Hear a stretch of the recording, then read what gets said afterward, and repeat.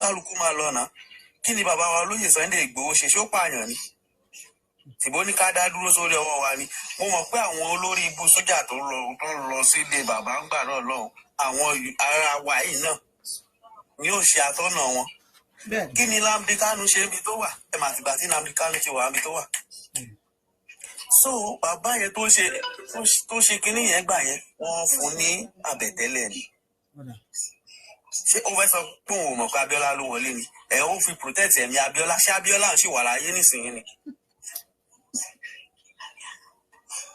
ṣé Abíọ́lá tí ó protect ẹ̀mí ẹ̀gbà náà tó ṣì wà láyé ṣebí ẹni tó ẹ̀yìn náà ẹ̀wọ̀ ẹni tó protect èèyàn ṣì wà láyé ẹni tó ń protect ẹ̀mí ẹ̀ ti kú.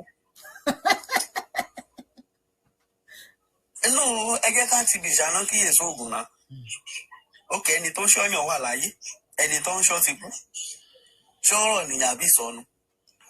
èyí bàbá ilé ètò lọ́nṣẹ́nu wátawátá bíi tọ́ tó fọ́n kálẹ̀ ọ̀hún mo mọ̀ pé. wọ́n ní ẹjọba wa power tap lórí TikTok wọ́n ní ẹjọba wa power tap àwọn tèmi. wọ́n mú mọ̀ pé lọ́la alálẹ̀ ilẹ̀ Yorùbá yìí sẹ̀ Yorùbá lè ṣe yìí ó ti dúró ni ọdún yìí náà dẹ̀ ni ọdún yìí ni gbogbo ìgbìyànjú àwọn bàbá wa yìí gbogbo ẹ̀ ló máa yọrí sáyọ̀ bàbá tí bàbá tó bá sọ pé òun ò fẹ́ ìdádúró pé ká dá dúró lórí ọwọ́ wa ẹ̀jẹ̀ là ń fi rúbọ fún ilẹ̀ Yorùbá tí a. ẹ ṣeun ẹ ká tún gbé kọlù ẹlòmíì lórí TikTok.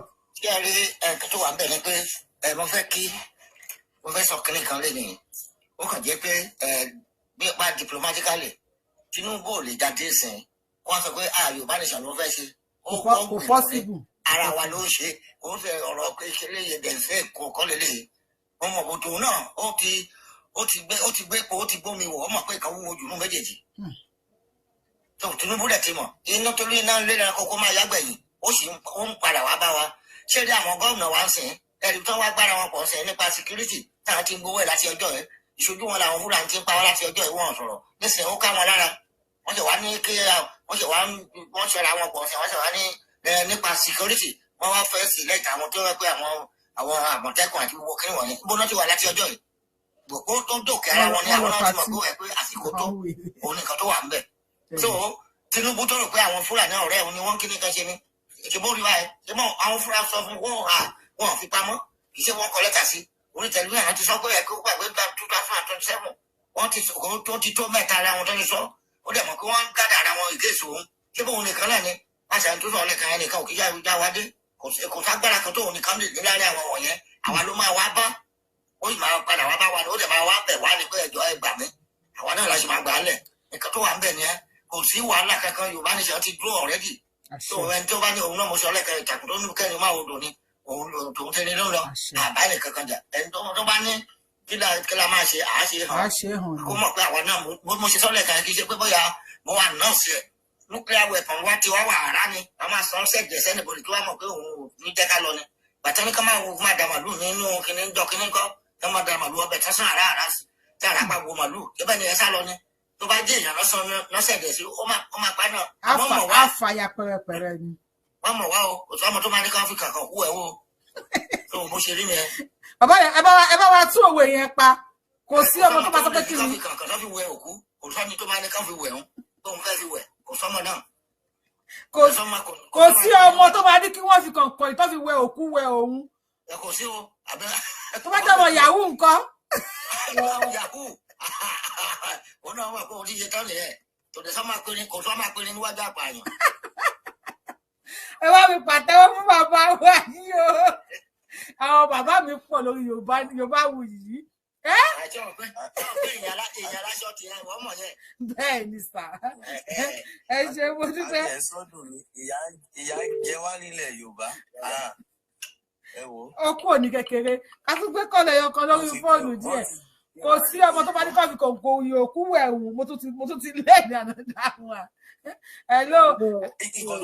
nǹkan tó dùn èmi ni pé ẹ bá wo ẹ ṣe sùn. ẹ jọ ẹ bá wa hold on lórí TikTok ẹ bá wa hold on lórí TikTok. ẹ tó ṣẹlẹ̀ nípa tí bàbá Nàìjíríà ò sì gbé ìjọba fún MKO ń gbà yẹn kì í ṣe ìgbà tó wà láàrin Babangida àti Abíọ́lá ti rú sí àwọn ọba kan especially Síjú Adé Ọ̀ní àná ó ti rú sí ní àìmọye ìgbà tó jẹ́ pé wọ́n agree bàtà àwọn èèyàn rò pé bóyá wọ́n agree nígbà yẹn irú àwọn Ọ̀ní yẹn gan ló ṣe kùnfà Abíọ́lá tí ò jẹ́ kó dórí ipò wọ́n dẹ̀ ẹni tí jẹ́ kó dórí ipò láyé nítorí pé Abíọ́lá ti disgrace Ọ̀ní ní many times Liberty Stadium nígbà yẹn tí Abíọ́lá fẹ́ tí Ọ̀ní débẹ̀ ó gbé 50,000 sílẹ̀ láyé ìgbà yẹn nígbà tó Ìbàdàn ó gbé 50,000 sílẹ̀ Abíọ́lá dé àwọn onílù yẹn wá ti Abíọ́lá pé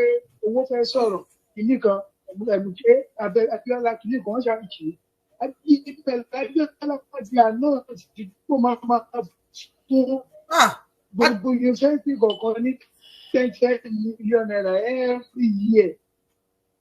Okay. Federal University nígbà yẹn ó lọ máa fún ọ ní 10 million naira every year. Ó fi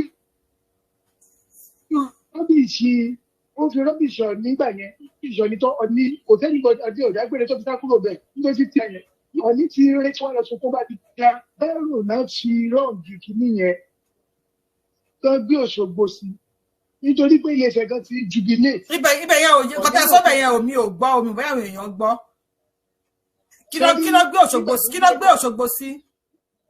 Nígbà tó fẹ́ gba Ọ̀ṣun state ẹ̀rọ tán Ifẹ̀ ti ajá kìkìrí yẹn wọ́n ti gbé sí capital sí Ilé-Ifẹ̀ ẹ̀rọ tán ẹ̀tí ìgbà tí àwọn Òṣogbo ti wá mọ̀ àwọn Òṣogbo ọlọ́sùnkún bá Abíọ́lá tún wá wò pé kí ló lè ṣe bó tún lè pe Babangida nìyẹn ọ̀rẹ́dẹ̀jọ ni Babangida àti Abíọ́lá bí wọ́n tí pẹ̀tì kìíní wọ́n rọ̀ǹgì ẹ̀ báyìí wọ́n gbóṣogbo lé lórí ni. Tẹ́ bá wo kíní ìgbà yẹn ẹ̀ẹ̀kan nígbà tí Babangida announce gbogbo state tó kù ní bóyá bíi 4 times ẹ̀ẹ̀kan ṣoṣo ló announce Òṣogbo Ọ̀ṣun Òṣogbo Ọ̀ní tún dákẹ́ ńgbà yẹn ibi tí wọ́n ti wá lọ dúró di Abíọ́lá ní òkè wípé òun náà máa fẹ́ ní nǹkan ṣe àwọn máa dì pẹ̀lú ẹ̀ nǹkan àwọn ọba tí Abíọ́lá rẹ̀ ti ṣẹ̀ ti pọ̀ bí kó gbàyàwó ọba ó ṣe gbogbo báyàwó wọn sùn ó ṣe gbogbo ẹ̀ ẹ̀tẹ̀ ọ̀tẹ̀ níbẹ̀ yẹn nǹkan tó ń ṣẹlẹ̀ nìyẹn that's why àwọn ọba wa táwọn wò sí ṣẹ́dáta ọba tí ò bá ti jó lórí burúkú kò dá kéèyàn rí sí tí ẹ bá wo Ọ̀ní tó wà níbẹ̀ sí sorry mo fẹ́ sọ kankan fún yín ẹ wo Ìlá Ọ̀ràngún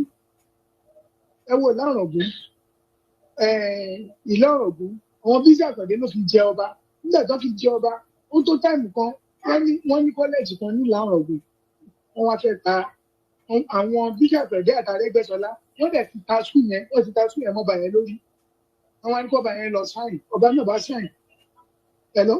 àwọn àpọ̀lù yín sà ń gbọ́ yín ẹ̀yin èèyàn ṣe ń gbádùn sítórì yìí à ń gbọ́ yín sà.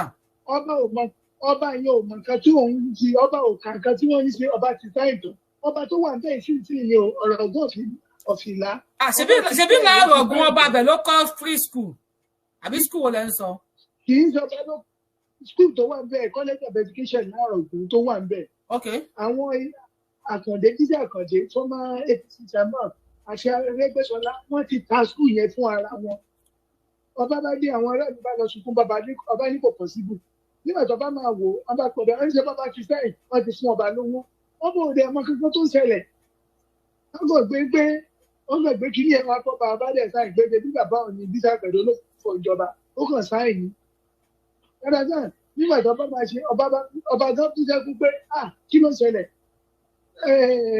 àwọn Bísí Àkàndé àwọn tó fún ìjọba wọ́n dẹ̀ tún tẹ̀ oníjúmọ́lẹ̀ ọba ké ṣẹlẹ̀ tó náà ọba ọmọ kan tó máa ń torí pé wọ́n fọwọ́ lálẹ́ fọba ni ibi tó máa ní kí ọba lọ òun ló máa lọ ibi tó nǹkan tó máa ní kó bá ṣe ọba máa ṣe ọba ò lè jáde ní gbogbo táìmù yẹn nígbà àwọn aráàlú ló wá jà ló jà yẹn títí tó fi dá skul yẹn padà tó fi ń tà wọ́n ti ta fúnra wọn nígbà tí èèyàn ta gọ́ọ̀mẹ̀ntì skul tó ta fúnra wọn.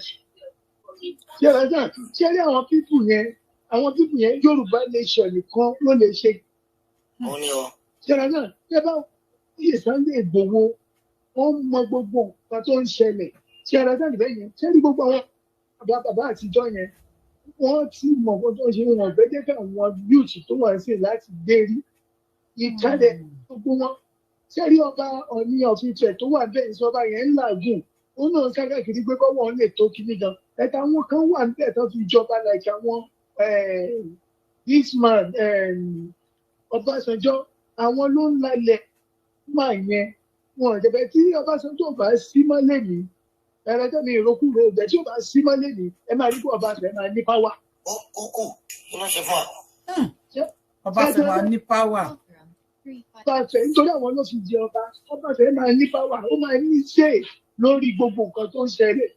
Ọba yẹn náà ti ṣe gbogbo yàgò sí ó ń làágùn bàbí ó ń lọ sága kiri pé kó náà lè lágbára kó lágbára lọ́wọ́ gbogbo wọn. Àmọ́ wá dáhùn. Kíkù yẹn wọn fẹ́ jẹ́ kí kò sí nǹkan tó lè ṣe ṣe fún àlàfẹ́ síbẹ̀ tó bá ṣe mistake wọ́n máa dá ìdúró.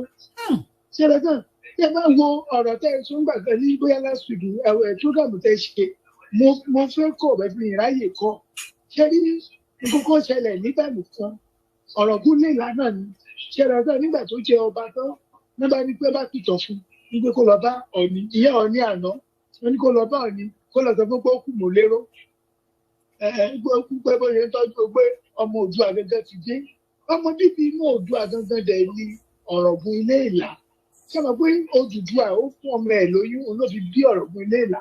mi ò mọ story yẹn o. no story yẹn kù gan. ẹ bá wa mute ẹ tó wọlé yẹn kó bá wa mute ẹ jọ. Ọ̀ràngún náà ẹ̀ṣẹ̀ ìjọba ń gbà yẹn ni Ọ̀ràngún náà ẹ̀ṣẹ̀ ìjọba ń gbà yẹn ló náà bá lọ sí ilé Ifẹ̀ ló bá ní pé ó bá lọ bá òkú àmúlò. ẹ tó wọlé yẹn bá wa mute ẹ jọ. wípé kíní kan ọmọ Oòduà gan ti dé ẹran ní àná sí lẹ̀kẹ̀ tí mo máa ń lẹ̀kẹ̀ sínú ni kò ní sọ̀rọ̀ lẹ́tọ́ máa bẹ́ẹ̀ ni ẹ jà lẹ́yìn bí ẹgbẹ́ ṣe gbé ẹni tó yẹ kájọ ju ọba gbà yẹn tó ti bó ṣe gbé jìjì nìyẹn díẹ̀ ló kù kan yọ ọba yẹn wọ́n ti yọ ọba yẹn tán lẹ́yìn ìgbà láyé Oyinlọ́lá ọba yẹn sá káàkiri ó sá káàkiri tó jẹ́ pé gbogbo àwọn ọba Kòtónú gbogbo wọn ló wá tó wá sí Nàìjíríà gbà yẹn tó wá bá bẹ̀bẹ̀ kìnní náà wà bẹ́ẹ̀ ọba Ọ̀yọ́ tó náà wá tó ń bá bẹ̀bẹ̀ tó ń wá gbà yẹn tí Síjú Adé nígbà tó ń bẹ Síjú Adé gan Síjú Adé ẹ̀sẹ̀ tó wá padà wá sí ìlànà òdì lẹ́sẹ̀ wá gbọ́ lẹ́sẹ̀ wá wà ní mo jẹ́ pé ní ẹ̀ fi rọ̀ ṣé ẹ̀rọ sọ̀rọ̀ bẹ́ẹ̀ yẹn rí ọba ní ọ̀fíìsẹ̀ tó wà bẹ́ẹ̀ níbẹ̀ yìí tí àwọn kan náà tí wọ́n bá sí láyé mọ́ ẹ máa rí pọ́wọ́ ọba yẹn máa ní pàwọ́. so tẹ́ sọ fún wa ní pé ẹdìyẹ Ọ̀ọ̀ni làágùn ìyá rẹ̀ ní ojú àmọ́. They are being controlled by the politicians, these elders, elites, whatever. Àwọn politicians ló ń control ẹ̀. Ṣé ẹ dábìí bẹ́ẹ̀ yẹn? Irú òní àná àwọn ló ń control politicians. Àwọn yẹn gbà, àwọn Síjú Adé, àwọn yẹn gbóǹtọ̀. Ọ̀ọ̀ni tó wà bẹ́ẹ̀ sí ni Ọ̀ọ̀ni tó wà bẹ́ẹ̀ sí ni wọ́n ń control ẹni kò sí nǹkan tó lè ṣe. Ṣé ẹ dábìí bẹ́ẹ̀ yẹn? Ó náà wá ń lọ́bì pé kó náà lè ṣe, kó náà lè ṣe, kó náà lè ṣe, kó náà lè ṣe. Because of àwọn ẹni tó wà bẹ́ẹ̀ bẹ́ẹ̀ yẹn àwọn ti lọ́bì gan tó jẹ́ pé àwọn ti rí gbogbo mùtùmùtù tó wà bẹ́ẹ̀. Ẹni tó dẹ̀ ń dí stop wọn láyé ìgbà yẹn òun l'Abíọ́lá. Abíọ́lá. Nígbà tó ti má Abíọ́lá kúrò lọ́nà ọkọ̀ òfin tó fẹ́ táwọn yẹn ò lè ṣe. Abíọ́lá gan tíra láti jọba ńlé ó fẹ́ ó tíra láti joyè nílé Ifẹ̀ Ọ̀ọ̀ni òfin lóye. Ẹ̀dájọ́ ìdẹ́ yẹn kẹ́ ẹ mọ́rú ìjà kan jà ń gbà yẹn ẹ wo Ọ̀ọ̀ni àná àti Aláàfin Ọ̀yọ́ ẹ máa rí pé tó fi kú wọn fi bẹ́ẹ̀ bí létà àrẹ ẹsẹ̀ wá bì ẹ máa wo Ọ̀ọ̀ni àná yẹn Aláàfin Ọ̀yọ́ gan ṣé ẹ lọ́sàn níbẹ̀ yẹn ó di pé táìmù kan wà sí Aláàfin Ọ̀yọ́ ní kéèsì ṣé gbé wọn tún lọ ń bẹ Ọ̀ọ̀ni ni òótọ́ nìkan tó ń tún lọ ń bẹ Ọ̀ọ̀ni lórí kéèsì wípé wọ́n gbé kokéè wọn gbé kokéè wípé Aláàfin Ọ̀yọ́ ó ní àwọn bọ́ọ̀sì tó rán ìfúndò Ọlọ́run ló yọ Aláàfin gbà yẹn tí ọ̀rẹ́ náà Ọ̀ọ̀ni ọ̀fíìsẹ̀ àná yẹn agbára yẹn pọ̀ jù tí ọ̀rẹ́ náà níbẹ̀ yẹn àwọn wọn jẹ́rẹ́ ń bá fọwọ́ pa ìdààmú yẹn lójú láyé bẹ́ẹ̀ kò ní sọ̀rọ̀ but silence kìíní ló máa ṣe fún yín ó dẹ̀ máa bá nìyẹn rẹ́rìn but ó máa ṣe é débi pé ẹnì yẹn ìdà kó kúrò láyé ìní ìwà tó jẹ́ pé orò náà fi máa lé ènìyàn kúrò nínú. Ẹ ṣé bàbá wa ẹ ṣeun ẹ ṣeun sá ẹ dáwọn kí ni àwọn nǹkan yìí táwọn Yorùbá mọ tó bá mọ nǹkan tó jìkù mẹ ó lágbára gan ẹjẹ tẹlẹ bẹyẹn ó lágbára gan iṣẹ́ ní Nàìjíríà Yorùbá òun náà ní ọ̀tá Yorùbá. So àwọn àgbààgbà ń tẹ̀sán fún wa sí pé àwọn àgbààgbà tán gbowó ẹ̀mí Abíọ́lá torí pé Abíọ́lá ń gùn wọn gàràgàrà gẹ́gẹ́ bí politician wọ́n ṣe dojú ẹ̀ bolẹ̀. tó gun Abíọ́lá gàràgàrà Abíọ́lá kì wọ́n ó náà ṣe dojú Abíọ́lá bolẹ̀. So kí ni way àwọn tá a wà nísìn kí ni way out báwọn kí ni way out báyìí. way out wá ní Yorùbá nation àwọn Sunday Ìgbòho àwọn bàbá wa Sunday Ìgbòho àwọn èèyàn ti rí wọn tó wọ́n ti mọ ìtàn yẹn nígbà táwọn ò bá kú lórí kinní yìí táwọn bàbá yìí tí ó lọ pa wọn kú lórílẹ̀-èdè àlàyé ìgbà yẹn ní Nàìjíríà tó ní Yorùbá nation kúkú ló tó lè dúró láti ní pé ká dúró ká dá wà tábà tí ń jẹ́ Nàìjíríà kò sí òwe láti jẹ́ Nàìjíríà máa wọ̀ sí i gbogbo ìlú tá a wà yìí gbogbo ìlú tí gbogbo àwà yìí kì í ṣe ká ẹ̀jọ́ ìtùtù mẹ́. ẹ ṣe ń sà àwọn èèyàn ní ká tún gbé yín wá next time tó bá di ọ̀la alágbára Ọlọ́run. ẹ bá lówó ní dání Nàìjíríà ló dùn jù. Nàìjíríà dùn. ẹ̀rọ náà ẹ máa jẹ nǹkan tó wù ẹ lè bọ́ sí búkà kẹ́ lọ jàbùlà ẹ lè bọ́ sí búkà kẹ́ lè jẹ nǹkan tó wù yìí ìlú táwa yìí kò ṣeé jẹ bẹ́ẹ̀ yẹn. ẹ máa fẹ́ oúnjẹ máa fi sínú físà sówó àwòkè yìí. ẹ̀sìn ìrìnàjẹ àwọn fresh àtinúgbò ìlọ́pàá ọ̀gbẹ́ fún mi ajẹ́rán ọ̀gbẹ́ ẹlọ́pàá ṣìkì yẹn fún mi ajẹ́rán ọ̀gbẹ́ ẹlọ́pàá ògúnfẹ́ yẹn fún mi. ẹnìkan láwọn ní béèrè fún yín sà ó yá à ń gbọ́ yín. dáàdì mi gẹ́gẹ́ bí ọmọ kékeré tèmi mo kọ síbẹ̀ mo ní kí ni way out so mo dẹ̀ dúpẹ́ pé Yorùbáwùyí ti bá wa bí lọ́wọ́ yìí. way out wa náà ni mo ti ń dárúkọ Yorùbá nation. dáàdì ẹ̀rù náà mo fẹ́ béèrè lórí Yorùbá nation yẹn náà. ọlọ́run fẹ́ béèrè way out wa ni pé ṣé ẹ̀rọ wa yóò dábàá lè fìmọ̀ ṣọ̀kan ká ẹ ní àwọn bàbá yìí ṣé wọ́n ní election wà tá a bá dà gbọ́ ẹ̀ wọ́n bẹ̀rù àbẹ̀tẹ̀ wọ́n bẹ̀rù tí wọ́n bá ti pàjùdé tí wọ́n dúró pa sílé tó wá dìbò tábà lè lọ ṣubú bá wọn lé ká lù wọ́n bá kú mọ̀. ẹ bá wa tẹ ẹ fún wa nù o ẹ bá kọ́ gbèsè wa wálẹ̀ o ẹ bá mi táìpù ẹ fún wa nù ẹjọ́ ìṣàánú mi. ìka yìí ọ̀run ni gbogbo wọn wọn mú ọmọ tí wọn wá sẹ́jì ẹ̀ lọ sí igi nìkan ẹ lọ wọ ọmọ wọn náà tó máa fà wálé pé kó tún máa jùlẹ̀ kó tún máa vóòtù fún ṣé ẹrú amúnisìn lábẹ́ ṣe pọ̀ láìpẹ́ ọmọ ẹni tó jẹ́ ordinary person wà lè gòkè gbogbo wọn lọ sí lóòlù lọ máa ṣe kí ni wọn gbọ́ sọ lọ ní bíà sá lọ síbi kó sì tún ẹ̀kọ́ sá lọ àwọn bí wọ́n ṣe rú ẹ̀wọ̀n bó ṣe ń ṣe inú wọn dẹ̀ ń dùn wọ́n dẹ̀ ń hùwà bó ṣe ń ṣe lọ́dọ̀ wọn bìkan ní Amẹ́ríkà àwọn Amẹ́ríkà tẹ́lẹ̀ àwọn ilé ńlá ilé tó ń tà ní about £30 million. àwọn politician yẹn máa rí tọ́lá politician Nàìjíríà ló ní bẹ́ẹ̀ ni àwọn politician Nàìjíríà ló ní £30 million £50 million ẹ̀wọ̀n owó yẹn ẹ̀rọ kan bá jọ owó yẹn ẹ̀kọ́ bá jọ owó yẹn wọ́n níkà ìka ni wọ́n gbà ìka ni wọ́n ìlú olùdó fún àgbà ọ̀sẹ̀ bá rí bọ́sẹ̀ máa fèsì wọ́n máa fèsì ilé tó jẹ́ pé ẹ̀yìn rí rúbẹ̀ rárá nílùú òkú ní London l'Amẹ́ríkà tó sì ṣe nìyẹn ìka ni wọ́n nà ṣe rẹ̀ náà way out wa kò ju Yorùbá nation lọ kọ́lọ́n dẹ̀ fún wa ṣe àwọn kan tó dẹ̀ fẹ́ máa da Yorùbá àwọn kan tó dẹ̀ fẹ́ máa da Yorùbá nation rú ibi kò ní ṣe gbà Ọlọ́run máa mú gbogbo wọn Ọlọ́run máa pa wọn lẹ́tọ̀ọ́ ọjọ́. ẹ ṣeun sà.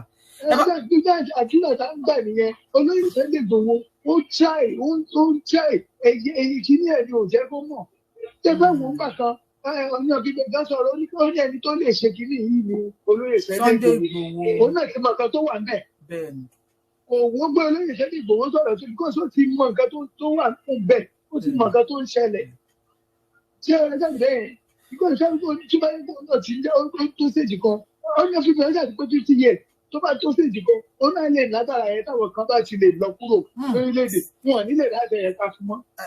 ẹ ṣeun bàbá wa a dúpẹ́ gan-an ẹ bá wa kí bàbá wa ẹ bá wa lù wọ́n lọ́gọ̀ ẹnu pé wọ́n ṣe ń wo akínyìn ni pé ẹ ṣe sà ọlá àtúmọ̀ṣe tó lọ́la lágbára Ọlọ́run. máa fún iná àwọn dj máa fún iná àwọn bdj láti ilẹ̀ bó ṣùgbọ́n ẹ ṣe ń lọ. ọ̀dà ẹ ṣeun sà. máa fún iná àwọn dj gidi mo ní àwọn detail lọ́wọ́. ó dà ẹ fọ́lọ̀ mi ọ̀la alágbára Ọlọ́run bóyá máa ṣe live show lọ́la alágbára Ọlọ́run ẹ fọ́lọ̀ mi lórí YouTube ẹ wọlé ẹ ṣeun sà kẹtẹ notification bell ní kalẹ̀.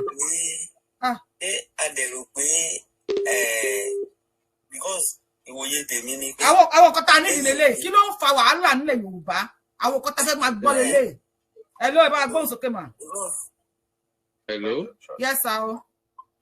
Ẹ mà kálẹ́ o. Ẹ kú lórí àsìkò yìí. Ajé ọmọọba lórúkọ mi ò kì í fi gbogbo ẹnu pé orúkọ mi. Mo dẹ̀ lé díẹ̀ ní 50 ọdún. That's over 70. Okay. Over 70. Ó ti dójú ẹ̀ lálẹ́ ìbá àwọn bàbá wa ti ń pè wọlé báyìí.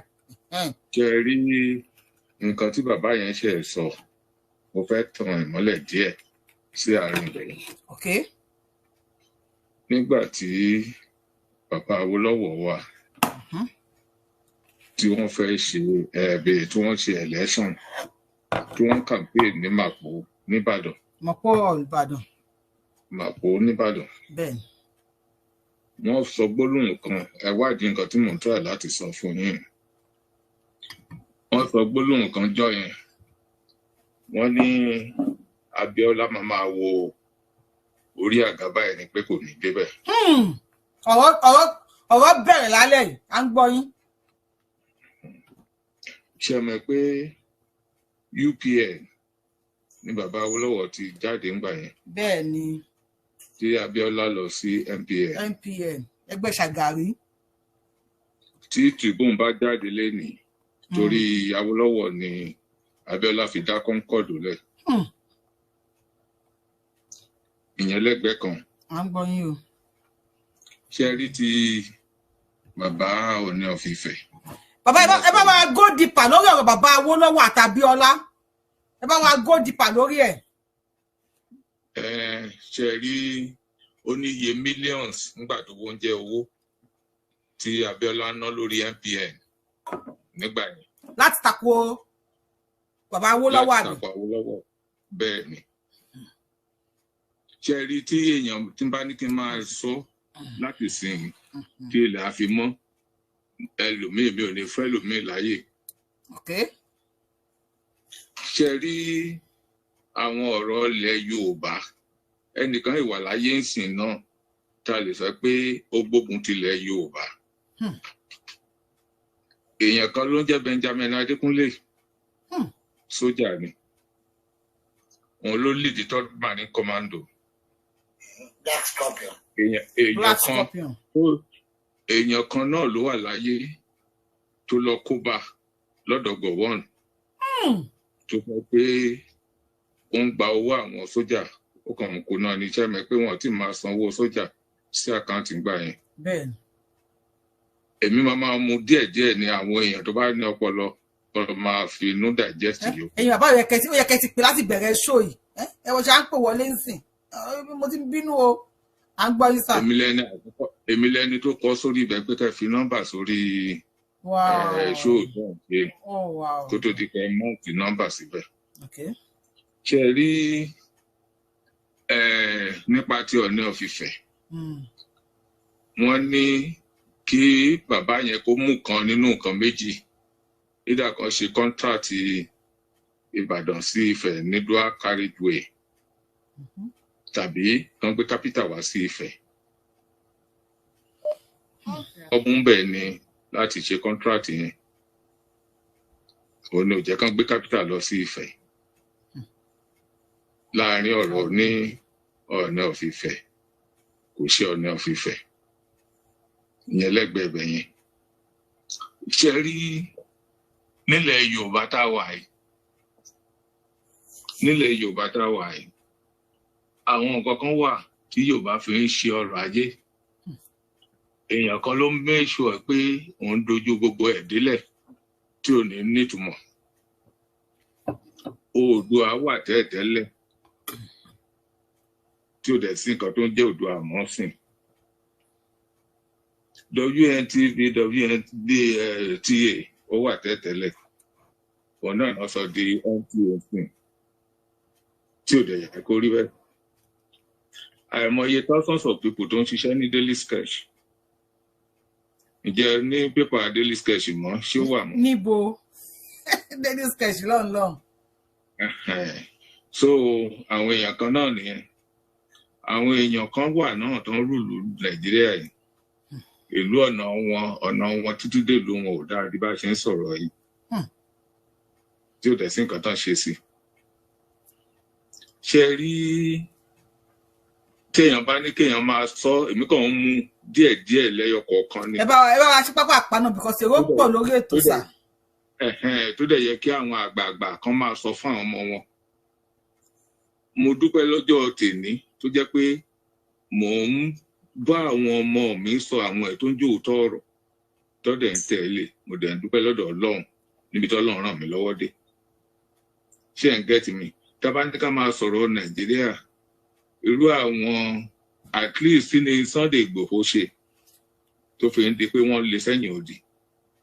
ńgbà kan tí mo rò pé lórí prógrámù yìí náà ti sọ pé àkáǹtì ẹ̀ mẹ́rin more than 20 accounts ní Sunday Igboho ní tí wọ́n jẹ́ kó operate ẹyọ kọ̀ọ̀kan náà. ẹ̀ṣẹ̀ wo ló ṣẹ̀? ẹni tán pa ní Gàngán tó Sunday Igboho lọ bẹ̀ ṣe bí Yorùbá ni adẹ̀ní gọ́vnà náà up till now tí ò ṣe nǹkan kan lórí ẹ̀. ẹ ṣe òṣèbá ìtẹ̀bá round up ẹ ti lọ 7 minutes sà. ṣé ẹ gbẹ́ ti mí fún yín? bẹ́ẹ̀ ni sà. màá tún dá ṣètò yín gbà míì. ó dáa ẹ ṣe bàbá mi. mo ti lè nọ́mbà yín mo ti lè jẹ́ kí n dá lé bẹ́ẹ̀ yẹn. ẹ ṣe mo dúpẹ́ sà ẹ ṣe gan. last call lórí fóònù nílé so kàlífàwọn tó wà lórí TikTok náà láyé láti sọ̀rọ̀ ọjọ́ ti lọ. bàbá wa nẹ́tíwọ̀kì wọn kì í da ni wọ́n ti pè tá a bá gbé kọ́ọ̀lù wọn á tún ṣe tá a bá tún gbé ẹ bá wa tẹ thumb up lórí show ìtẹ́yìn ní bàbá bá power tap lórí TikTok yẹ ìṣe dáadáa rárá. àkọ́dá o látàárọ̀ tí Yorùbáwùyí tí ó kù tó dẹ̀ ń sọ̀rọ̀ tó dá tí àwọn ọ̀rọ̀ oríṣiríṣi ń jáde 14.0 látẹ̀ẹ̀kan tó dá o. ṣé tí ẹ gift Yorùbáwùyí rárá ṣá. anybody will gift. ẹ ló ẹ máa sọ̀rọ̀ sókè sà. ẹ jẹ́ bá power tap. kí ló dé tí àwọn lọ sí Abíọ́lá yẹrí bàbá tó sọ̀rọ̀ lọ́wọ́lọ́wọ́ yẹn. àbí àwọn suspect la lè sọ. yẹrí bàbá tó sọ̀rọ̀ lọ́wọ́lọ́wọ́ yẹn. àwọn complices àwọn suspect ni wọ́n yẹn. ọjọ́ wọn á dẹ̀ dalẹ̀. dáàdì mi ẹ bá wa ní sùn lórí TikTok ṣé bàbá tó ń pè yìí nẹ́tíwọ̀kì wọn kì í da ẹ̀yẹ kan sáré sọ̀rọ̀ à ń gbọ́ yín sà. hello. ṣe rí ọlọ́run á jẹ́ kí nẹ́tíwọ̀kì mi dáa. àṣẹ. nẹ́tíwọ̀kì Nàìjíríà ni ò dáa. nẹ́tíwọ̀kì Nàìjíríà ò dáa níbi tó wà òkè. nẹ́tíwọ̀kì mi á dáa. ó dáa wọ́n rí jẹ́ ìtẹ̀. ṣe rí bàbá tó mo rí jẹ́ ìtẹ̀. ṣe rí bàbá tó sọ̀rọ̀ lọ́wọ́lọ́wọ́ yẹn mo gbé kúdòsì fún wọn ọjọ́ wọn á dalẹ̀ òótọ́ ọ̀rọ̀ gbogbo nǹkan tó ń sọ pápá kò sí ètò yàtọ̀ nù ẹ̀. ṣùgbọ́n àdúrà mẹ́ta kan ni máa ṣe àdúrà mẹ́tẹ̀ẹ̀ta yẹn ìkan máa lọ sọ́dọ̀ bàbá Bánjí ìkan máa lọ sọ́dọ̀ Olóyè Ìgbòho ìkan máa lọ sí ọ̀dọ̀ ẹ̀yin gbogbo ilẹ̀ ń jagun fún wa lórí àwa tá a wà ṣá. ẹ̀yin lẹ ń jíjà wa ọ. ẹ jọba wa ṣàdúrà fún wọn o 1 minute ló kù tẹ máa lò lórí ṣòro. jẹ́rí bàbá Bánjí ọdọọdún làárọ̀ orógbó ọdọọdún làárọ̀ àwùtá ọdọọdún làárọ̀ ọmọ òbí lórí àtẹ bọ́dún bá dé báyìí pèrègùn máa ń gbára tuntun wọ̀ ni ara ọ̀tún ni ó máa yọ lára bàbá Bánjí. wọn à ní fi wọn ṣàwátì àwọn náà dẹ̀ ní fi wọn ṣàwátì iṣẹ́ wa ìbẹ̀rẹ̀ wa ó ti ṣojú wọn ìgbẹ̀yìn wa ò ní ṣojú wọn àwa máa gbẹ̀yìn bàbá yẹn ní pẹ̀lú àṣẹ Ọlọ́run. ṣé wàá rí olóyè Sunday Igboho ẹni bá ní kó lóyè kú àkọ́bí àkú tọrọ ikú gbẹ̀yìn. ṣé wàá rí gbogbo ẹ̀yin mídíà pátá ẹni bá ní kẹ́ máa rojú ráyè kìtì ní àtẹ̀bà ní máa tó ẹ̀fà lọ gbọ̀bẹ̀ ń bàdágìrì tó àṣẹ bó ṣe máa rí nìyẹn. ẹ ṣé bàbá mi thank you so much mo appreciate yẹn. jẹ́rí gbogbo nǹkan tí ó bá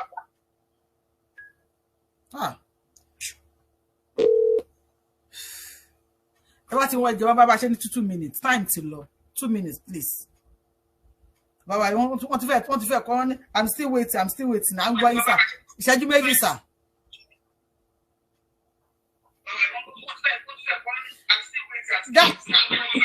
dáàdì ẹ bá wa ló nǹkan tẹ fi ń gbọ́ wa ẹ bá wa ló nǹkan tẹ fi ń gbọ́ wa yẹn ó ń wọnú nǹkan tá à ń ṣe.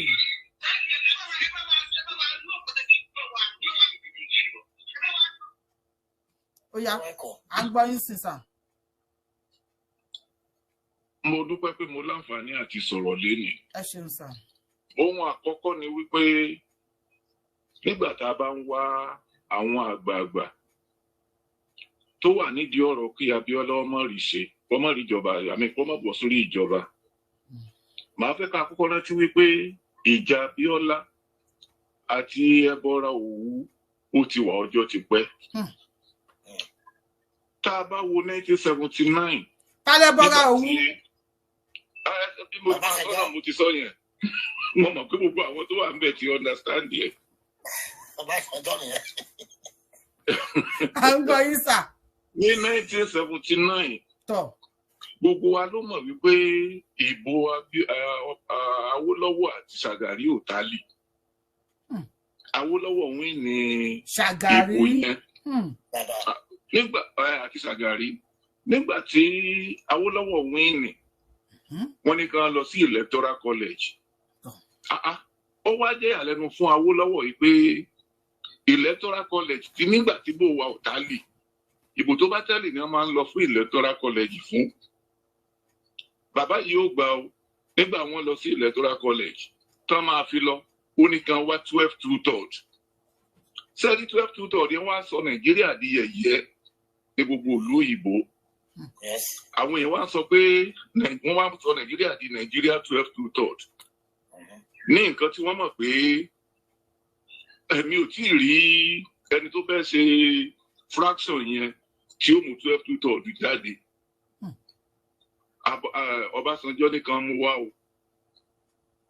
Ìtọ́kàn dùn mí ni pé a ní àwọn èèyàn ọ̀dàlẹ̀ tó pọ̀ láàrin wa láti ìgbà tó ti pẹ́. Ṣé Bákínjídé ló wá 12 2/3 Nàìjíríà, àwa ara wa náà náà rán síra wa tàjọ ń síra wa. Akíntúndé yẹn. Akíntúndé yẹn ni Attorney General. Nígbà yẹn bí Mbàsírò, yes. Akíntúndé ọmọ Ìbàdàn. Ohun Atákílóyè ọmọ Ìbàdàn náà méjèèjì. Akíntúndé wọ́n support yín o, wọ́n ló tọrọ ọ̀lẹ́ ń sọ o. Àgbọ̀yìn Richard Akíntúndé was the MPN. Àgbọ̀yìn sà. Bàbá ti pè látàwọn ẹni bàbá yìí. Wọ́n yí ìbò kúrò lórí Awólọ́wọ̀. Wọ́n gbé lọ fún Ṣàgàrí. Ṣàgàrí wá débẹ̀ tán. Ó wá bẹ̀rẹ̀ sí fojú Nàìjíríà rí. Ìtọ́jú wa ń rí lénìí. Àti gbá rẹ̀ ní gbogbo ẹ ti bẹ̀rẹ̀. Ẹ wò bí ẹ ti ṣe ń kówó ilẹ̀ Yorùbá tí ń kó lọ pamọ́ sí London.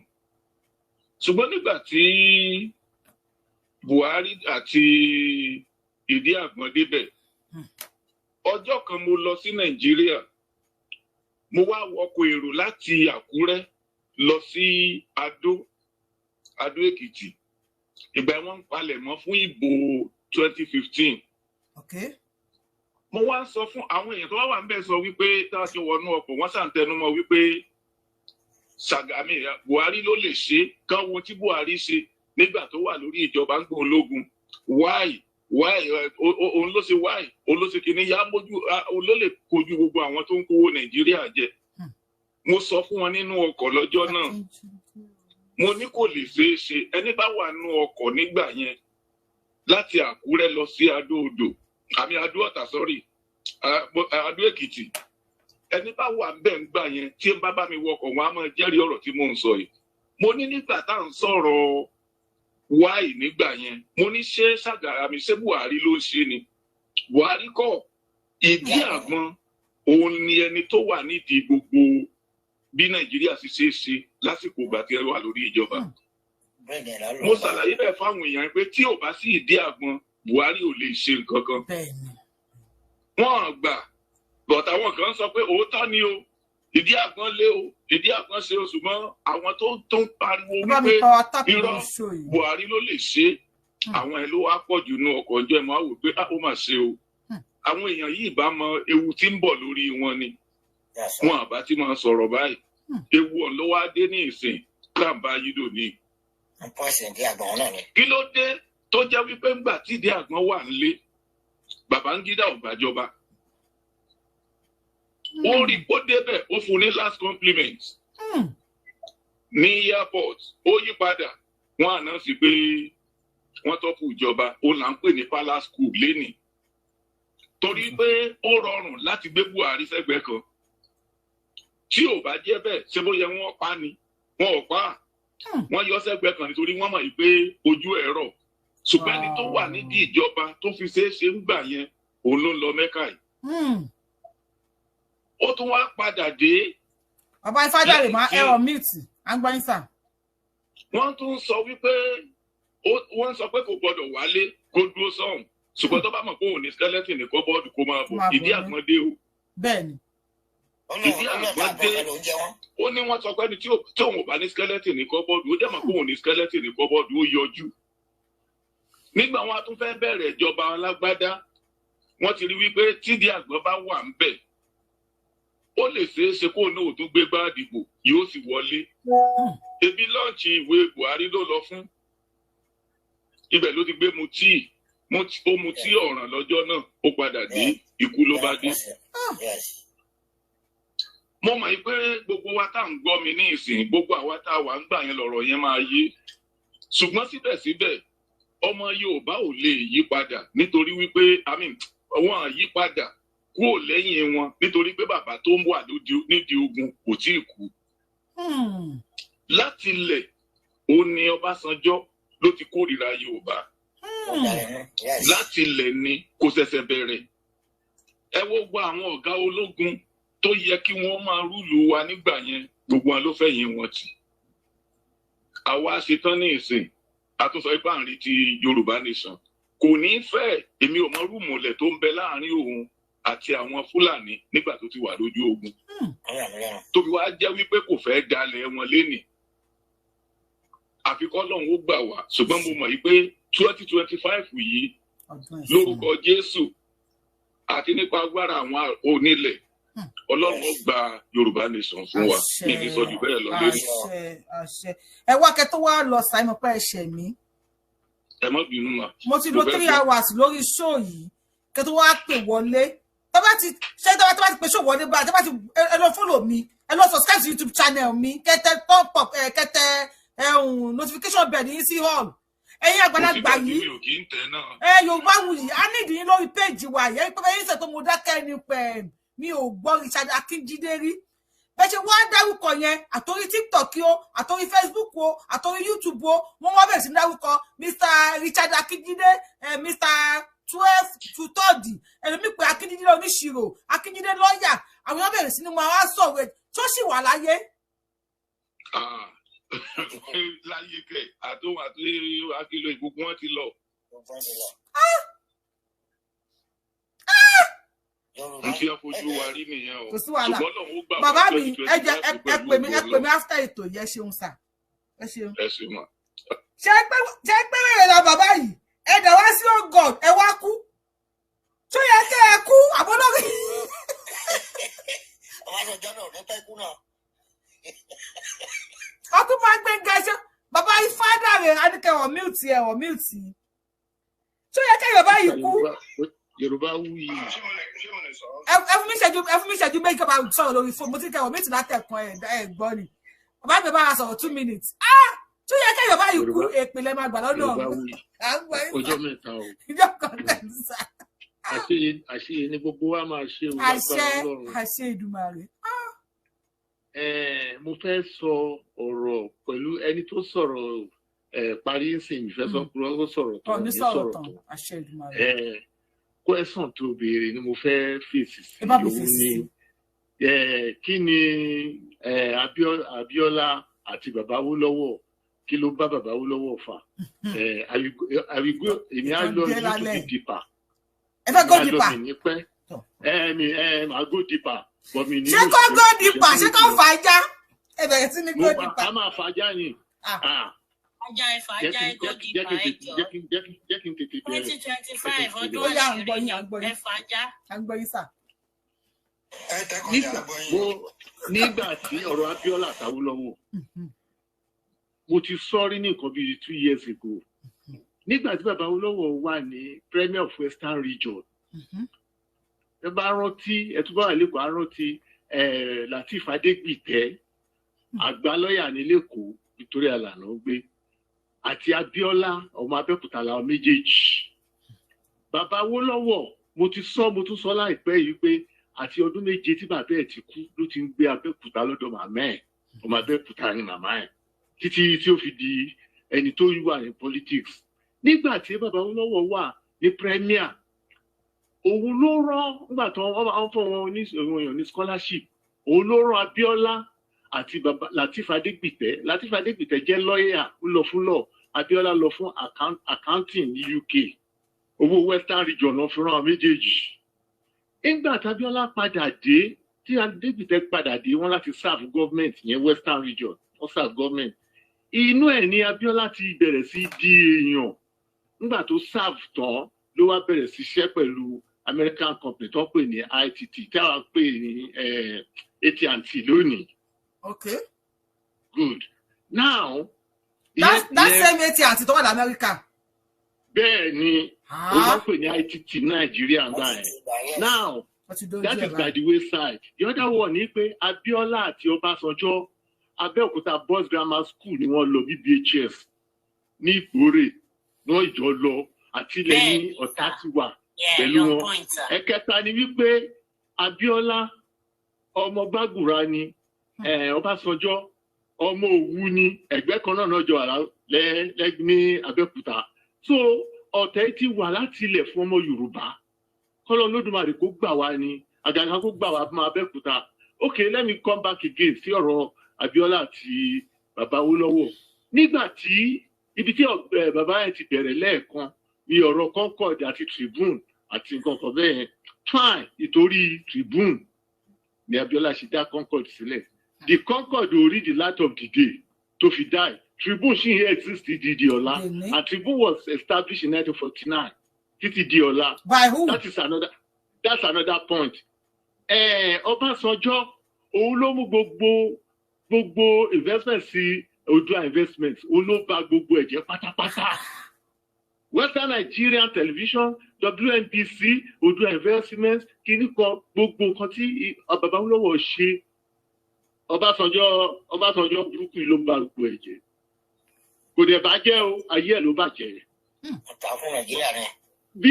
Bí ayé ọ̀rẹ́ Babangida ṣe rí báyé tiẹ̀ náà ṣe máa gbẹ̀yìn sí nìyẹn bó ṣe wà yẹn.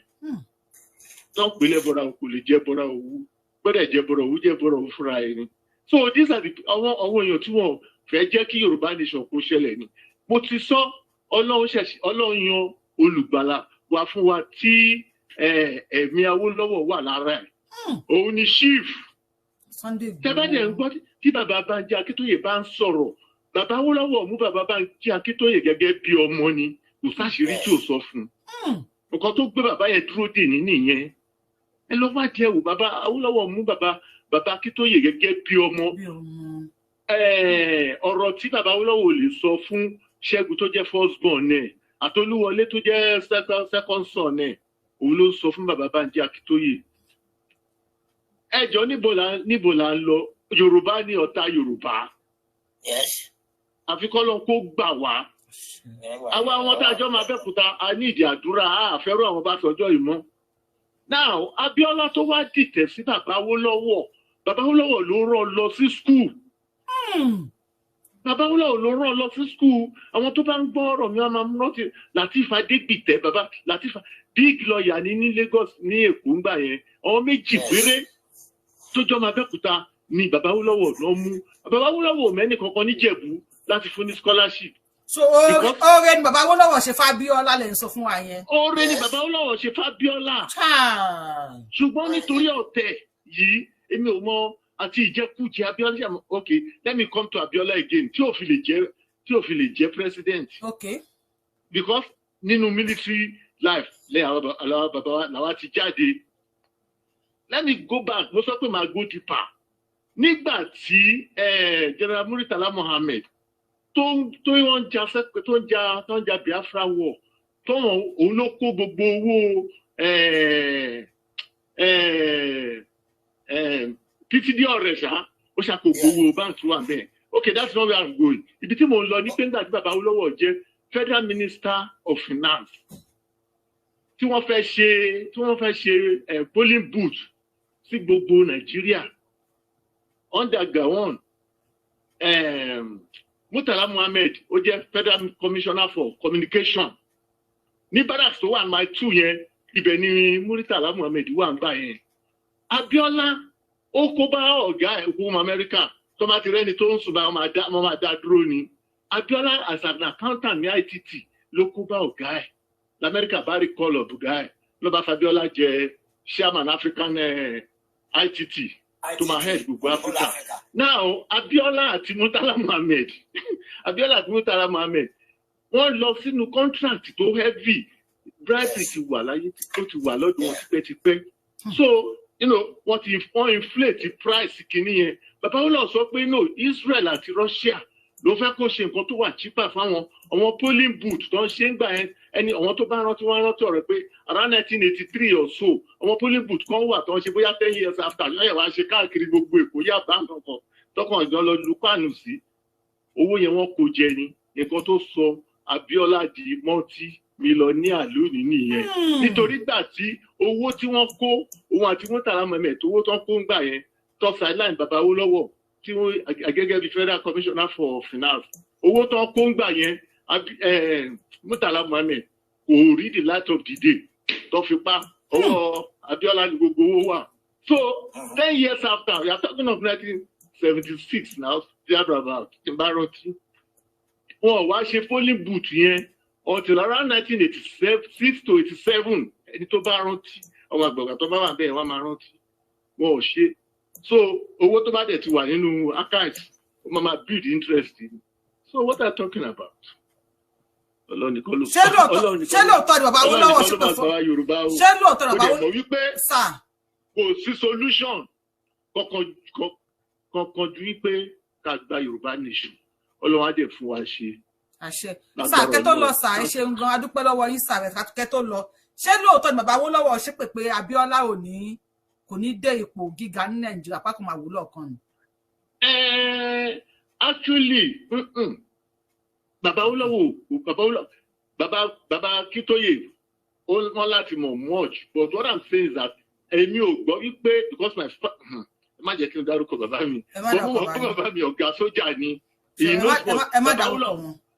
bàbá Awólọ́wọ̀ ò ever fi ẹnu sọ bẹ́ẹ̀ ṣùgbọ́n ọmọ tó bá ti dìtẹ̀ sí bàbá ẹ̀ kò lè ṣoríire kò sí ni ó máa wò lọ́ọ̀kan ni okay my sister ọwọ́ tó fúnyàn lóúnjẹ tó gé ọwọ́ yẹn jẹ tó tó máa fẹ́ pé àwọn ìjẹ̀bú yẹn náà máa sọ wọ́n ní èpè nùṣẹ́ ó ti ṣépè fún rẹ̀ Umaru Dikko let me tell you Umaru Dikko nígbà tí Abiola fẹ́ gbé ìbò bóyá 1980 something or so Umaru Dikko sọ fún mi pé presidency is not for sale. Àbí ìbọn ọ̀tọ̀ ọmọ Nàìjíríà nìyẹn wọ́n dìde sọ fún Abiola straight pé presidency is not for sale. Nǹkan tí ò fi dé gbogbo tí Babangida ṣẹ̀ṣẹ̀ wá ń sọ yẹn ó ti go far ó ti go deeper jù bẹ́ẹ̀ lọ. Are you with me? So ọ̀tẹ̀ máa ń tẹ̀yàn mọ́lẹ̀ ni. Ẹ sọ fún wa nísìnyí gẹ́gẹ́ bí àgbàdo pé ọ̀tẹ̀ ló tẹ Abiola rì bóyá ìyà tó fi jẹ bàbá Awólọ́wọ̀. Ó tiẹ̀ fìyà jẹ rẹ̀ ni because ìran Abiola ní gbàgùrà wọ́n lu. Are you with me? Wọ́n lu. Bọ́gbà tó dẹ̀ rí ẹni tó ṣe tó ṣe kíní fún ẹ. Ta ló yẹ kó mú ní gẹ́gẹ́ bí bàbá? Mi ò gbọ́ rí. Ta ló yẹ kó mú bí bàbá? Kó yẹ mú bàbá. Simbi first wife Abiola. Àwọn yẹn náà wọ́n lówó díẹ̀ ní same ọmọ Gbàgùrà náà. I think she's a Gbàgùrà ọmọ Gbàgùrà náà ni wọ́n. But wọ́n tún better family Abiola. Bàbá mi, Ọlá, see you tomorrow. Lágbára Ọlọ́run ṣàánú fún ẹ bá wa dúpẹ́ lọ́wọ́ wọn. Bàbá tó bá ti bá wa sọ̀rọ̀ lórí ètò yìí. Ẹ bá wa dúpẹ́ lọ́wọ́ wọn. Ọlá, afẹ́kẹ́ bàbá Fádàrè náà sọ̀rọ̀. Wọ́n ti mute látẹ̀kùn fún àwọn dẹ̀ kọ́ sí kọ́mẹ́ntì pé àwọn fẹ́ sọ̀rọ̀. Yorùbáwùyí gbogbo wa pátápátá àṣeyè la máa ṣe lágbára Ọlọ́run àdìsàjò gbé sájú wàá jèrè ọmọ gbogbo wàhálà tó ṣe gbogbo wàhálà tí gbogbo wa ń ṣe gbogbo ìfẹ́ ta ní sílẹ̀ Yorùbá ẹlẹ́dàá wa onílẹ̀ á sọ gbogbo ẹ̀ fún wa. Ìlú òyìnbó ti sọ pọ̀lọpọ̀ wa o, my dear sister. God bless you all. Thank you. Ẹ ṣe wá dúpẹ́ o, Yorùbáwùyí. Mo ní àwọn bàbá, mo gbọ́dọ̀ ni mo lè fi sọ nínú sọ̀rọ̀sọ̀rọ̀. Ipe tó ní àwọn bàbá, àwọn ìyá, àwọn uncle, sister, brother tí wọ́n gbárí jù. Number 1 ni mo jẹ́. Yes, ó fi ètò sí mi. Number 1 ni mo jẹ́. Ètò bàtẹ́lọ̀ kò lọ di transformer mọ̀. Bàbá wa fẹ́dà rẹ̀ bá wa on mute. Mo gara, mo gbéraga. Ó yẹ ẹ lọ mọ́lọ́pàá wa, mo gbéraga lórí ẹ̀. Ẹ káàbọ̀. Mo kàn ní kí sáré dá sọ̀rọ̀ yìí. Ẹ bá wa dá sí ẹ ṣe. Kí ló fà á tí Babangida? Bàbá ìfádà rẹ̀. Wọ́n ní sùn tó yọ lọ, ẹ ṣe sà. Ẹ káàbọ̀ sà. Yorùbáwùyí kọ́nà àwọn bàbá wa nìyẹn o, àwọn scholars wa nìyẹn. Ìyá, mo ṣogbó àtọ́ bàbá mi o. Ẹ ṣe gan. Àbọ̀rúbọ yẹ o. Ibẹ̀ kí ló fà á tó fi àná election ṣe rí ní Nàìjíríà yẹn. Àwọn kan wà táwọn máa ń pè ní internal gatekeepers tàbí àwọn internal imperialists. Onírú àwọn Tinubu, àwọn Babangida gba àwọn yẹn, àwọn Ṣíbàjì. Then gatekeepers or external imperialists, the Westerners, the British, the Americans. So, Babangida yẹn wọ́n serve interest external imperialists. Ni wọ́n put pressure lórí Babangida gbà yẹn pípé kó pa pípé kó àná election. Ṣùgbọ́n káwọn náà ló eventually poison ẹ̀. Ẹ máa notice pé ìgbà tí wọ́n fún Abiola ní tíì, Susan Rice wà ń bẹ àti Kofi Annan. Kofi Annan, I think it was the UN Secretary General guy. Susan Rice, only NSA director under Obama. Oh no, NSA ìṣẹ̀lẹ̀. So àwọn ọgbà kò tí jẹ́ NSA director Obama, of course, ayé Clinton ló pa Abiola. So àwọn tó rẹ́yìn Abiola nìyẹn. Bàbá Awólọ́wọ̀ kò lè ever be president because the world is divided into two. The communist axis and the capitalist axis. Awólọ́wọ̀ body language there, own shape, offer shape of our communist axis, the Russia, àti China and them. Our West one in back because contraction in Nigeria, our British do that in Nigeria. Bàbá mi ẹni sùn sà. Ẹni bó sọ pé wọ́n ẹ̀kọ́. Oh, okay. Bóyá ẹ tún gbọ́ wa lẹ́ bí ẹ tún fi ọkàn gbọ́ wa bákan bá. No, kí ni mi mo ń lo APC ma take off. Okay, báwa yọ kò ní ẹ. Okay. Okay, now. Ṣé ẹ gbọ́ mi lára? Yeah, I'm good. So the better one. Yeah, what I put it better by. So the world over divided into two, the communist axis and the capitalist axis. Bóyá kí ni ẹni sọ bóyá kí yọ kúrò ní. Check it to when our Westerners whoever the president. Okay. So bí o ṣe rí nìyẹn. So nǹkan tó ṣe rí kí ni solution sí gbogbo yẹn gbogbo ìtàn sọ Asian history ni kò sí nǹkan tá a lè ṣe sí àwọn yẹn ti. Solution is Yoruba nation. Kò sí nǹkan tá a tó fẹ́ ṣe sí gbogbo àwọn tó wà ní book tí wọ́n gbà tí wọ́n náà ṣe ìwé Babangida ìgbà àwọn tó wà bẹ̀lẹ̀ nìyẹn gbogbo àwọn yẹn wọ́n ti wà compromise. Lè réyàn tó sọ fún wọn Nàìjíríà pé ó fẹ́ lọ into the politics of Nigeria ó ti wà including Tinubu himself ó ti wà compromise. Àwọn èèyàn tó wà compromise ní someone like you àwọn bàbá Ìgbòho àti bàbá Akíntóyè àwọn èèyàn tó yẹ pé wọ́n stand for Yorùbá nation. Àwọn yẹn gangan solution nìyẹn Yorùbá nation. Ṣé ṣe rí ní ayé yìí ṣe bá wo configuration lé ayé yìí. Nǹkan tó ń pè ní ethno-linguistic homogeneous model is the ideal model of a nation state. Kí ni mò ń sọ ni pé àwọn Fádàrẹ jọ ẹ má bínú gbogbo ilé ẹ bá wa follow bàbá Fádàrẹ ẹ bá wa follow wọn kó lè máa wá dédé ẹ bá wa follow wọn ẹ jọ̀ọ́ ẹ ṣe ẹgbọn sókè bàbá. Àwọn èèyàn tẹ́ wọ́n bá ti dé Yorùbá yìí àwa ló yẹ ká wà ní distinction kò yẹ ká tún kó àwọn èèyàn míì mọ́ra ọkọ̀ yóò mẹ́ta àwọn èèyàn míì bí àwọn bóyá àwọn Ìgbò ní ọ̀fúlàní kọ̀ọ̀kan òní wà láàrin wa ìyẹn kọ́ láǹsọ àwa náà Amẹ́ríkà là wà ṣẹ́gẹ́sì ibì kan ni àtiwọ́ originally wà wà ń bì but majority gbọ́dọ̀ wà majority ilẹ̀ àwọn èèyàn tó ń gbọ́bà lè Yorùbá tó wù lè Yorùbá ló yẹ kí wọ́n jẹ́ Yorùbá ló dẹ̀ ká máa sọ lẹ́nu culture wa àṣà wa ìṣíwálẹ́dẹ̀ ló dẹ̀ ká máa practice customary law wa ló yẹ ká máa practice at the same time owó yẹn àṣẹ nínú wọn Nàìjíríà nítorí ẹ̀ lè rí ìlú tó develop láyé ṣẹ̀gẹ̀ tí wọn gbélú wọn lórí ìṣẹ̀ṣe wọn tí wọn gbélú wọn lórí customary law wọn tí wọn dẹ̀ wà ethno-linguistic homogeneous bí China ṣe tóbi tó yẹn tó àwọn míì tí wọn mọ̀ kan wọ́n máa sọ pé but China tóbi báyìí tó ṣe wá progressive China wà progressive because ó wà ethno-linguistic homogeneous our hands population they are 94% of the total population of China even bí China ṣe wà homogeneous wọ́n operate under the regional system you have mainland China you have Hong Kong which is the financial capital of China you have mainland political capital area Macau which is the kind of like tourist region of China. Once you are regionalized into 3 regions. But also, in about Western Europe, in Western Europe, right? Velocity, population of velocity, because one were ethno-linguistic homogeneous. Once you organize around also the economy, one near economy, what is the customary law? It's where I need you want to progressive. Now, what you do, once the economy, once the ethno-linguistic homogeneous, what you do, progressive, Somalians say, I want to need a lot in common with you, Western European countries, but I want to progressive. But most progressive nations, like here, this homogeneous, but was a Berlin conference, right, in the 1800s. Otto von Bismarck, the German chancellor, although head on the chair Berlin conference that was divide Africa, the cake.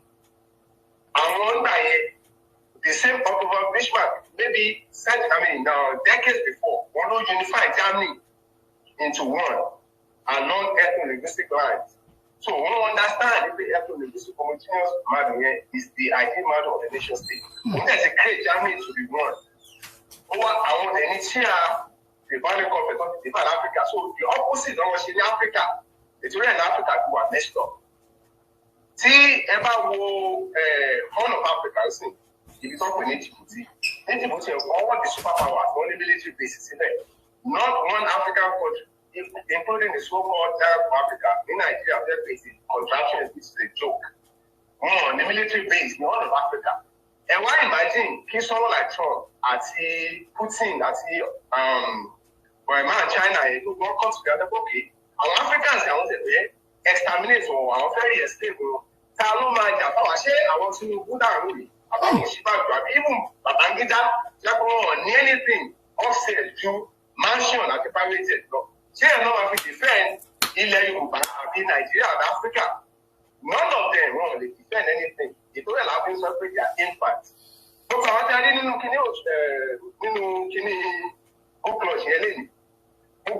infants, they are shameless.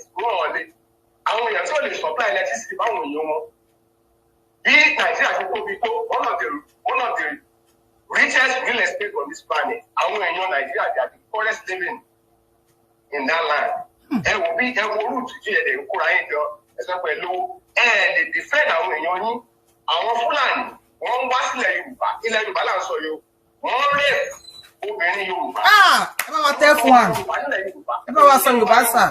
And see political helicopter. But what was the door? So it goes, shall the Corodi. It was during Buhari exit. Why does it example to you? One of the party, my dog, we on CI. It would have do that down flying. Though, okay for that action. Whatever call, Ushiba do 50 though, then great will come. A man will come as opposed to Ushiba do 50. I want you only share anything for Yoruba. So, solution in Yoruba nation. The second solution, they pay. Jerry, there's something, see, no matter my share. There's a call for organization of Church communities.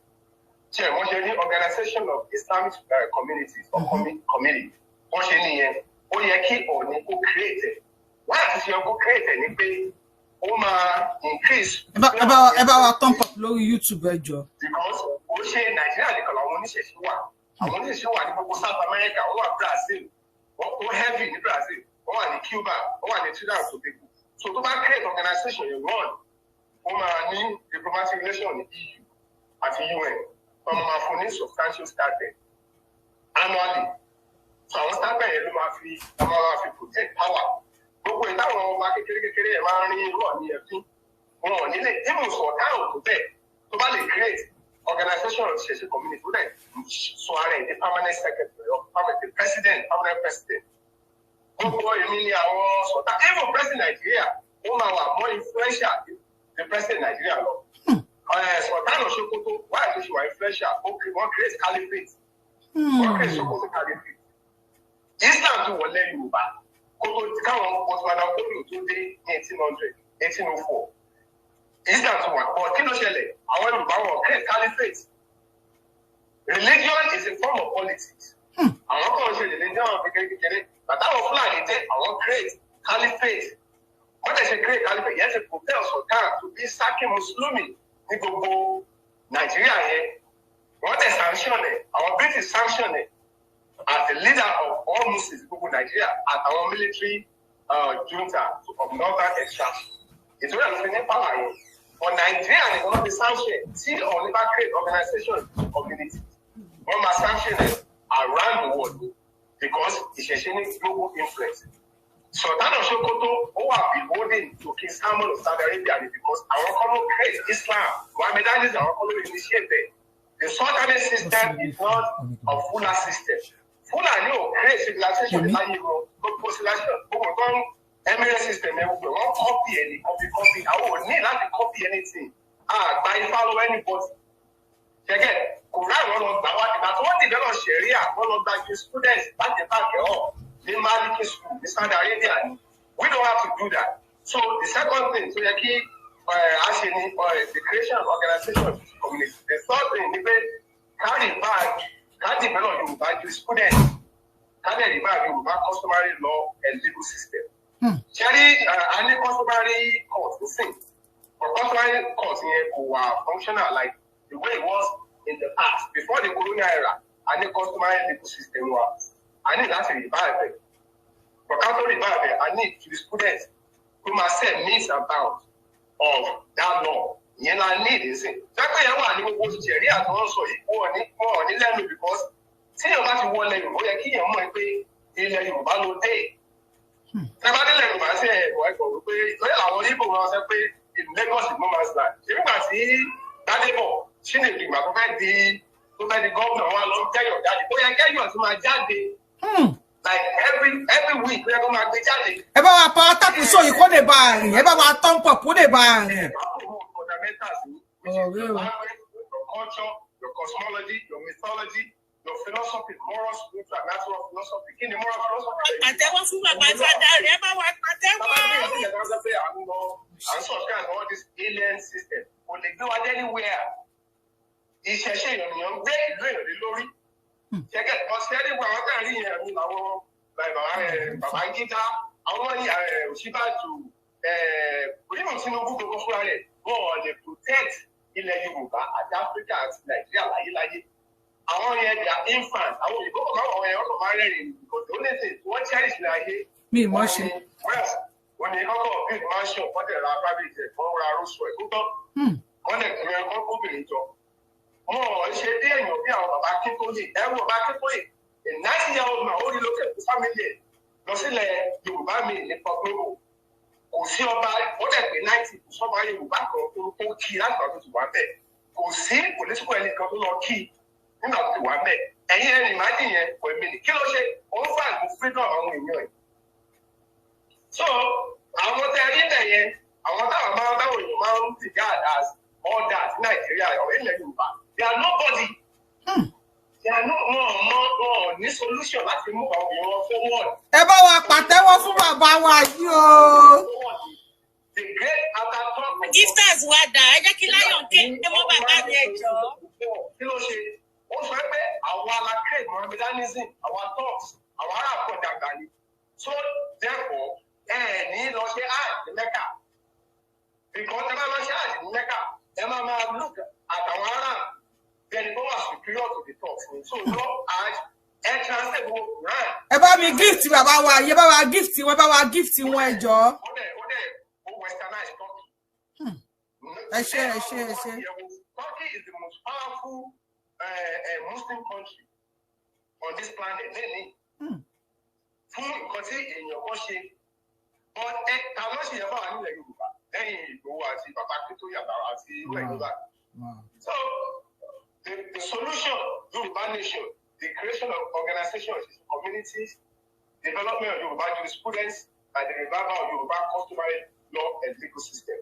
Bí àwọn ọ̀rọ̀ tá a fi lè create marginal gains díẹ̀ làwọn máa gba àwọn máa empower àwọn ọba àwọn èèyàn tó bá mátà láti lè mú Yorùbá land, Yorùbá people forward, Yorùbá land forward, and Yorùbá civilization forward. Now, kí la máa fi enforce Yorùbá customary legal system? Àmọ̀tẹ́kùn yẹn, olóyè ká máa fi enforce the Yorùbá the same way don't know Isba láti enforce Sharia ní corner of Nigeria. Ká máa fi àmọ̀tẹ́kùn enforce Yorùbá customary law, because if any law, you need someone or agents that enforce same law that you make. If you talk about it, the core northern state wants to separate ours from Nigeria already. They can do the same thing. We have to have one other state government. Under our traditional legislature, our chiefs, one mama do láti enforce. You know, our Fulani tó lọ sí ilẹ̀ àwọn ilẹ̀ òṣàyẹ. A máa arrest wọn, a máa jail wọn sí court àwọn ibi customary court ẹ̀ náà tó máa ṣe case wọn. Nínú customary jail wa la máa fi wọ́n sí. Kò sí ìwọ̀n tó wà pẹ̀lú wọn Nàìjíríà pẹ̀lú common law lọ́n bí kiri. The common law is useless. The common law is the customary law of England. Kò ní president tó wà binding on law sílẹ̀ Yorùbá. So, ọ̀dọ́ mi kò máa sọ nìyẹn. Bàbá wa ẹ ṣé gan ni, ẹ ṣé gan, adúpẹ́ oníyẹ ẹ ṣé. Ẹ máa gbé wọn wá gan, wọ́n máa wá sọ Yorùbá philosophy fún wọn. Ẹ fún wọn ní nọ́mbà mi. Máa fún wọn.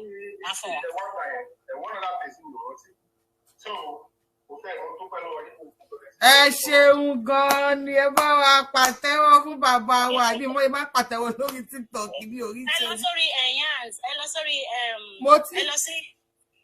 sórí Eyans síbi bẹ̀lẹ̀ máa ti rà tẹ́wọ́ máa ti rà wọ́n. Ojoojúmọ́ náà máa ń kọ́ mi ojoojúmọ́ mo ti. Yorùbáwùyí ẹ ṣì máa gbé bàbá wa wá ní ọ̀pọ̀lọpọ̀ ìgbà ní agbára Ifá wọn máa ráyè.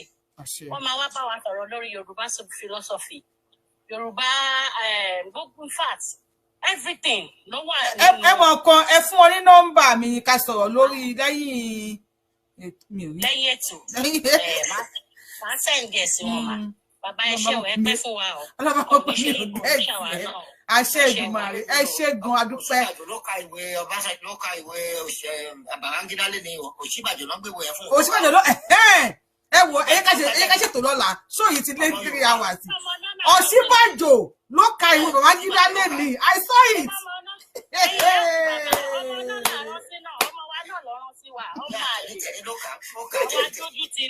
Ó tún sọ pé onílẹ̀ organization ni pé òun ló ń pa Babangida, ó sọ pa àmì òun ló ń pa Gẹ́gẹ́wá, onílẹ̀ àlẹ́jù wrongly. Ó kọ́ fún ìwé ẹ̀. Ó ní ọkọ̀ ló pa àwọn Gẹ́gẹ́wá mọ́. A ní mo wọ̀ sí Fàjò tó ń sọ̀rọ̀ lẹ́ni. Ó tún lè ṣe wrong allegation. Kò sí wàhálà, ẹ ṣé gan, mo dúpẹ́. Ẹ wò ó.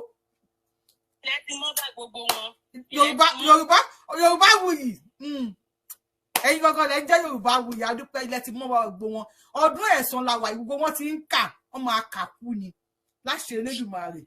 Bàbá mi Joseph K. Ẹ ti bá mi fún Mr. Mitogun. Bàbá kí lórúkọ tí bá mi fún wọn lésì tó yẹ kẹ́ fún wọn. Ẹ ṣé gan. Mo rí kọ́mẹ̀ntì yín o, bàbá mi Mitogun ní ìdáyé lóhùn ni o. Mo rí kọ́mẹ̀ntì yín. Mi ò sọ̀rọ̀. Ọlọ́run. Ó yá ẹni ẹ sọ pé kí n gbéra, mo fẹ́ gara. Ó yẹ kó máa bùgá ni.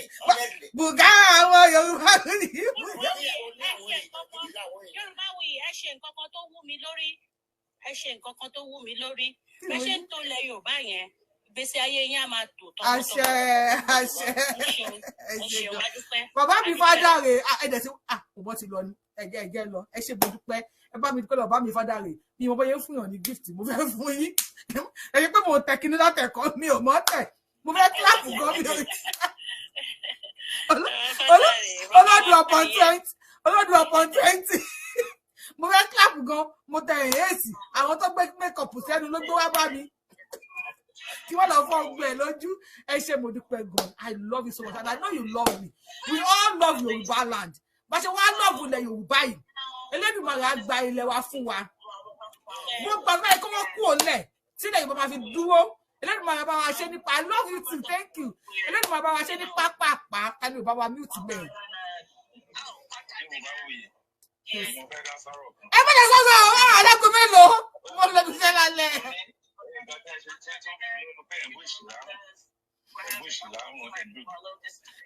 Nẹ́ẹ̀tì mi yẹ ó yá ẹ̀tẹ̀rẹ́ ìdìkì tó ṣì fìlà orí yìí kú. Yorùbáwùyí ọ̀dẹ́dẹ́ búṣì làámù o. Ìyàwó àlà ẹ̀fúnmẹ́ẹ̀tì bílẹ̀ wọ́n fẹ́ tọ́jà ní ilẹ̀ fẹ́ jà. Màbúbá owó àtàwọn òfò lọ́rin àwọn ọlọ́pàá rọ́mọ Yorùbá